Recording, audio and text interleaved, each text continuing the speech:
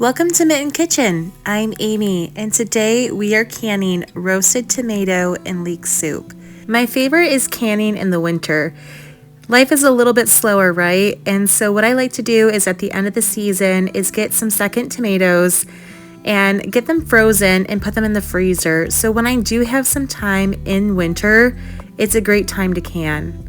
So for this recipe in particular, it is a roasted tomato and roasted leek soup. So you can see here that I have all the tomatoes in some roasting pans and added in the leeks. Now they're frozen tomatoes and that's okay, but we're gonna get that leek really nicely charred. And so you can see here the leeks are nicely charred. And with that, we're gonna go ahead and start putting in the tomatoes into our Nesco. I love doing it in the Nesco because it allows for quite an easy process when you're doing big batch canning, which is what I like to do, right? I wanna be able to make a product that will last for about a year. And I don't have to think about it again until another year. And so that's where I really find the Nesco comes in handy. It will really cook down these tomatoes because they're still pretty much frozen from the oven, but the leeks did get pretty charred. These are fun tomatoes. These are actually from my garden, so I had those in the freezer throughout the last season. So next up to add to our recipe is some delicious dry white wine. Now I love cooking with wine. I think it gives the recipe just a really nice advantage. This next part is the apple cider vinegar, and we did follow the recipe to a T, but I would say it had a little too much vinegar flavor. After that, we did add in 6 tablespoons of sugar. I'm not normally one that adds sugar, but I really wanted to make sure this recipe was followed based on the instructions. So at this point, it's going to cook overnight and we will see it in the morning. So after the evening, you can see here, I lift the lid and look how much more cooked down those tomatoes are. They look great, really low on the Nesco. I don't turn it up really high. It's just more of a slow roast. And it turned out so beautifully here. Really, really nice color. Sometimes I'm always in awe over the Nesco. It's like a magic trick. You know, you open it up and you're like, oh my gosh, everything looks so great.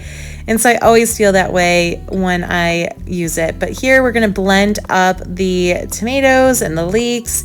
Now, if you are looking for a maybe thicker or chunkier soup, don't blend it all the way. You could even remove some of the juice, but we wanted to make it really easy and just pourable into a saucepan from the can when we are going to use this in real life. And not everybody loves chunky tomato soup, so we just blend it up really, really well. You can always add tomatoes. So it's time to get our jars ready. And the one thing that we did not add into the large Nesco was the lemon juice. Now, I find this helpful is to actually add lemon juice in the jarring process. So you actually pour it in to that jar. It helps with making sure that acidity for that specific jar is up to standards. You don't have to do this. This is just something that I've learned through the way, and I like to do that versus adding lemon juice in directly at that moment for the cooking process.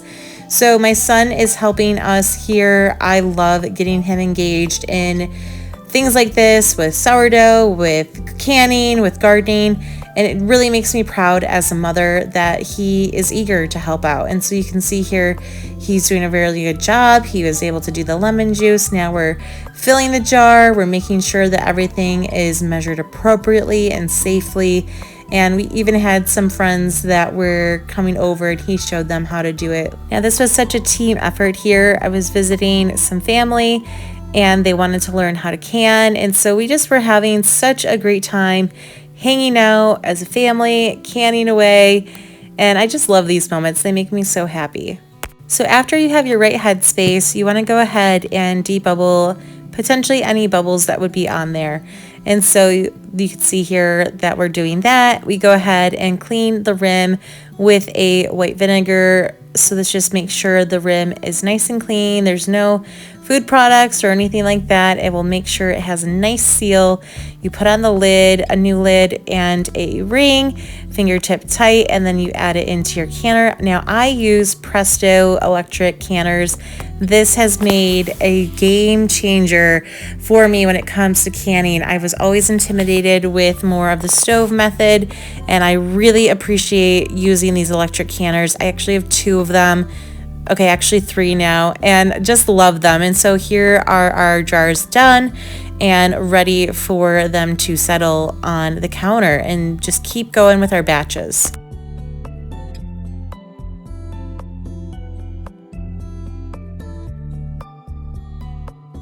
And there we have it. We made, I believe it was 21 jars of tomato soup, and it was so much fun. I can't wait for the next canning project. And so I just want to say thank you for joining me today. If you like this video, I would love for a like. And if you like videos like this, consider subscribing. See you next time.